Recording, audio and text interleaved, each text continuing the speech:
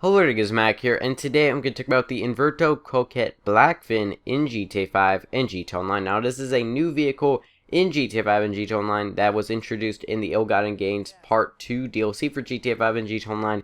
And if you want to go purchase this vehicle, then you can go do that on the Legendary Motorsport website, and it will cost you $695,000, which makes it the most expensive muscle car in the game. That's right, this vehicle is a muscle car.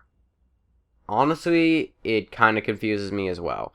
This is kind of similar to the Invetero Coquette Classic, but it's a little different. It has, a different body style. Now the back is very similar, but it honestly kind of reminds me like a mix between the Casco and the Invetero Coquette Classic, which is quite nice. I do really like both of those cars, so it's actually a pretty nice car in my opinion. But it's in the muscle car category. It's not the Sports Classics, which I think would make more sense. Maybe it's because we already have the Coquette Classic, so they wanted to mix it up with the muscle cars. But who knows if this will actually be able to compete. I'm sure Bruffy1322 will make a video on this, and I'll have a link in the description once he does, so that you can see how good this car is stat-wise. But the looks of this car is pretty good. I really do like it, and the driving style isn't all that bad either. So the customization on this vehicle is actually quite good for a sport classic mixed with a muscle car.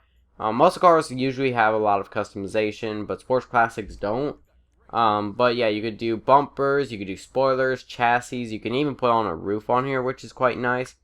You can do exhaust, you can do a lot of different things. Some customization from the Invetero Coquette Classic, and some new, which is quite nice. And a lot of the customization is quite nice, and I really do like the front of this vehicle. And honestly, I really do like this vehicle. Now, I don't know how good it is, stat-wise, so you may want to keep that in mind. But overall, I do actually really like this vehicle. It's not too flashy, but it also kind of has that classic look. I don't understand why it's not a sports classic. Maybe, it will compete with the Dominator and the Dukes and, the Ruiner and the Blade and all those.